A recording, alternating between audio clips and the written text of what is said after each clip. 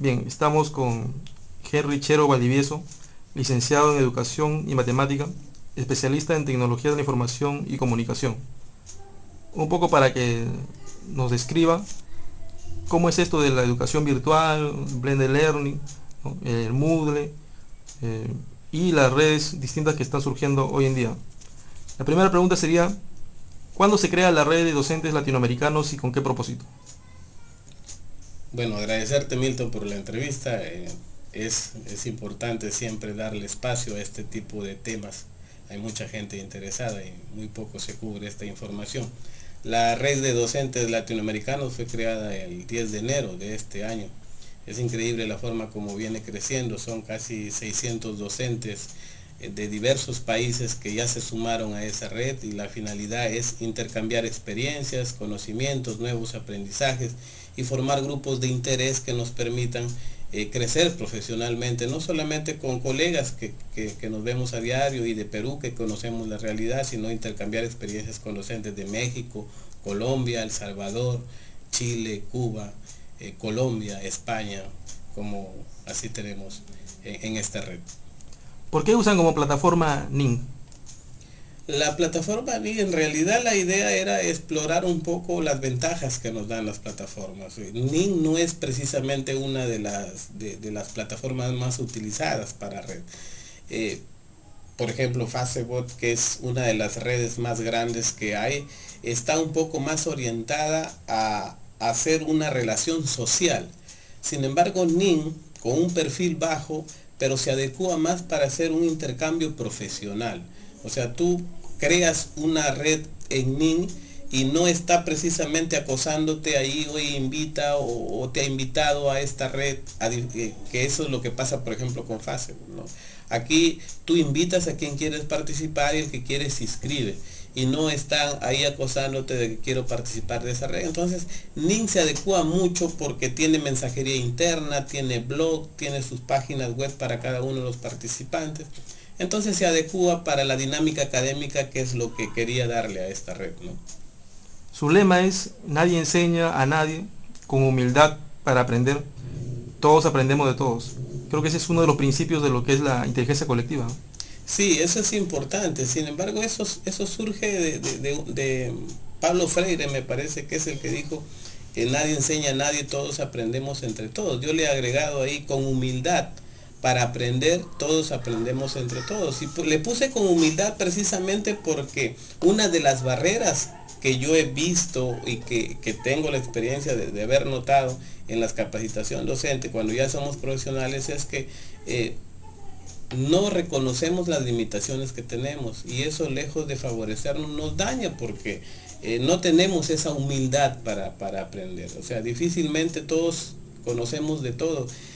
Hoy más que nunca necesitamos equipos colaborativos, grupos de trabajo y todos aprendemos de todo, pero con humildad para aprender. Esa es un poco la idea que tuve al ponerle ese lema a la red social, ¿no?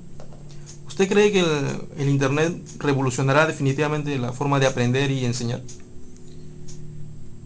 No la va a revolucionar, ya la está revolucionando. Y en realidad podríamos hablar hasta de una nueva ola, ¿no? Eh, Sin embargo, este impacto que al inicio era un poco gradual, cada vez se hace más dinámicos. La internet ha impactado en educación, ha impactado en la forma de enseñar, ha impactado en la forma de aprender y obviamente en el rol del docente. Los docentes ahora estamos obligados a actualizar y a integrar curricularmente todas las ventajas que nos dan las tecnologías. No es una tarea fácil. Tenemos a docentes que nunca han sido capacitados.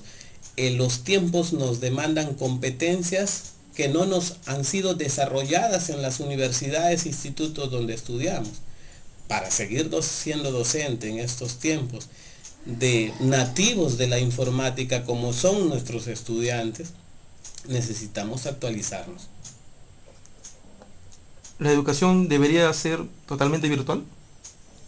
No, yo creo que cuando se han ido integrando las tecnologías de información y comunicación a situaciones de aprendizaje, han ido surgiendo algunas modalidades, entre comillas, al inicio, entre comillas, unas modalidades de estudio. Llámese, por ejemplo, el libro, que es un tipo de tecnología, surgió la educación a distancia. Con las plataformas virtuales, con el uso del internet, apareció la educación virtual. Sin embargo, hacemos mal en querer canalizar el recurso tecnológico solo para determinadas modalidades. Yo creo que ese es un error. No va a pasar mucho tiempo, y es más, yo soy de la idea que se debe hablar de un solo tipo de educación. Que determinadas formas, determinadas estrategias de estudio se ven más favorecidas por el uso de los recursos tecnológicos, es correcto. Pero no favorece a la educación virtual solamente el recurso tecnológico. Múltiples instituciones a nivel del mundo, y un caso concreto es la Universidad Los Ángeles de Chimbote, que viene utilizando el recurso tecnológico para complementar y enriquecer el trabajo que se hace presencialmente. Las plataformas virtuales ya no son una exclusividad de la educación virtual. Todo el recurso que produce la tecnología se va adecuando a las necesidades de aprendizaje que tienen los estudiantes, independientemente si son de la modalidad a distancia, virtual o presencial. Es por eso que algo fuerte que corre en Europa, por ejemplo, es que las universidades no se quedaron en la educación a distancia ni en lo virtual, sino en el aprendizaje híbrido, como hace la Universidad Los Ángeles de Chimbote, que es el B-Learning, ¿no? El Blended Learning, que es aprendizaje combinado. En realidad se combinan las estrategias con sesiones presenciales y uso de recursos tecnológicos en función a las necesidades de aprendizaje y a las competencias profesionales que tienen que desarrollar los estudiantes en una determinada carrera, ¿no? ¿Moodle está cambiando la educación? Moodle es una de las plataformas más utilizadas en el mundo.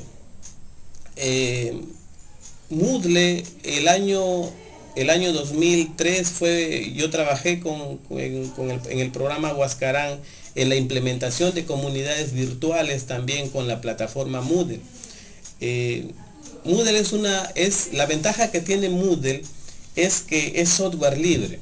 Tiene una licencia libre que permite que un usuario que cuente con un servidor puede descargar, instalarlo y conectarlo a internet y crear sus aulas virtuales. Obviamente esto no es tan sencillo como lo estoy diciendo, requiere un ancho de banda regular para poder trabajar así. Sin embargo, es una plataforma que está asequible. No podríamos decir que está cambiando porque, si bien es cierto, no es la plataforma la que cambia, sino es cómo integramos el uso de esa plataforma a situaciones de aprendizaje. Yo te comento, por ejemplo, cuando no utilizaba Moodle en la Universidad de Los Ángeles y yo ya venía con el trabajo de Moodle del Ministerio de Educación, yo utilizaba grupos en Yahoo. Pero la idea era que los estudiantes puedan interactuar y mantener un canal de comunicación también fuera del aula. Entonces Yahoo te proveía grupos y yo utilizaba grupos sin haber tenido la plataforma. El mismo correo electrónico que tienen los estudiantes o el mismo profesor puede convertirse en un entorno de aprendizaje. La cosa está en la estrategia, cómo integras ese recurso. Si en un aula no tienes plataforma, no tienes grupos en Yahoo, pero los estudiantes tienen correo electrónico y el profesor tiene correo electrónico, bien puedes integrar ese recurso que tiene. No es la plataforma, es la estrategia del docente la que tiene que cambiar la educación. ¿Cree que el software libre y la web 2.0 son la solución para eliminar la brecha digital? El software libre sí, porque parte de la brecha digital es precisamente que no todos tenemos acceso a adquirir software con licencia pagada.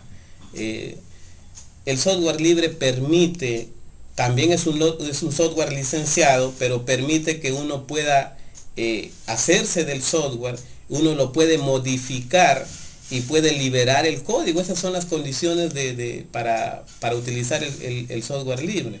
Yo creo que sí, el software libre está favoreciendo y muchísimo a la educación. Y por último, ¿qué debe saber un profesor para integrar las TICs en el aula?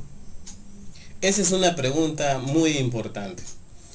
No basta ser un experto, no basta tener un blog o tener una página web o conocer la utilización de software para poder decir yo estoy preparado para enseñarle a mis estudiantes con calidad. Integrar las tecnologías de información y comunicación a situaciones de aprendizaje pasa por hacer una integración curricular de las TICs. Vale decir, tenemos que planificar pensando en las herramientas que voy a utilizar. La integración curricular de las TIC no solamente pasa por usar las TIC, sino por tener un fundamento teórico que me permita tener un criterio didáctico y pedagógico para decir, aquí puedo integrar este recurso y aquí no. Después de todo, el uso de los recursos tecnológicos no pasan de ser medios que el profesor los utiliza en determinados momentos.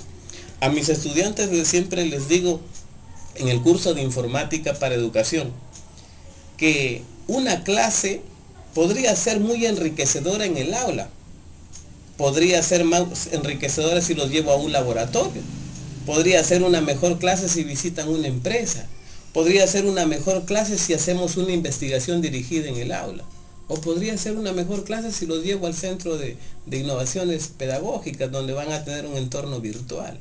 Entonces la idea pasa por eso, o sea, por tener una herramienta más de la cual el profesor pueda contar y que tenga el criterio para adecuarlo en determinados momentos a las necesidades de aprendizaje que pueda tener los estudiantes.